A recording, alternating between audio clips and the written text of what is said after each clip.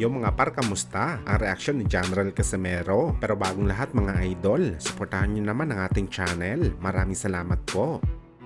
So matapos nga po mga idol, sinabi ng Treasure Boxing Promotion owner na si Masayuki Ito na palagay niya ang inaabangan natin na bakbakan sa pagitan ng 4 Division World Champion Naoya Inoue kalaban ng dating 3 Division World Champion ng Pilipinas na si Cuadro Alas ay mukhang malabo na mangyari dahil sa naging performance ni Casimero sa laban nito kay Yukinori Oguni. Bagamat ayon sa Japanese promoter mga idol, hindi pa rin daw siya titigil sa pagsuporta kay Cuadro Alas sa kanyang boxing career. Sa katunayan daw nito mga idol, naghanap sila ng panibagong option kay Casimero at priority nila na makakuha ng maganda at malaking laban para sa Pinoy boxer. At target ni Masayuki Ito mga idol, ang mga top contenders sa super bantamweight. Pero gayon pa man mga idol, hindi pa ito sure kung mangyayari ba talaga ang ganitong bagay. Dahil alam naman daw natin sa boxing ay talagang may politika dito. Kaya dahil dito mga idol, marami ang mga avid fans ni Cuadro Alas ang nadismaya sa mga sinabi mismo ng promoter na malabo na ang laban nito kay Inoue. Kung saan mga idol agad naman po nagbigay ng reaction si Cuadro Alas sa ganitong senaryo. Ano yan mga idol, wag daw mag-alala ang mga boxing fans. Makukuha pa rin daw niya ang laban kay Inoue. May eksing mensahe lang ito mga idol.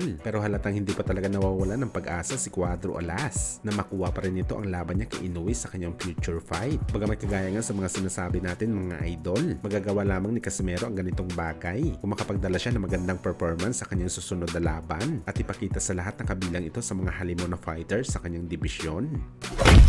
Samantala matapos nga po binatikos ang 2 Division World Champion Shakur Stevenson nang tinanggihan niya ang 25% na offer sa kanya ni Devin Haney para sa undisputed fight nila sa lightweight dahil papresyo pa daw si Shakur na isa lamang itong contender at si Haney ang hari sa kanilang dibisyon. Kaya natural lang daw ito makakuha ng maliit na cut sa laban. Subalit ang ganitong kwento mga idol ay pinabulaanan naman ng promoter ni Shakur ni si Bob Arum kung saan ayon kay Tanda mga idol, nonsense daw ang mga sinabi ng kampo ni Haney na 25% ang offer nila kay Shakur. Pero ang totoo daw mga idol, walang may binigay na offer ang kampo ni Haney kay Shakur. Hype lang daw ang ganitong kwento para pag-usapan sa social media. Kung talagang may offer daw, sana alam ni Bob Arum dahil siya ang promoter.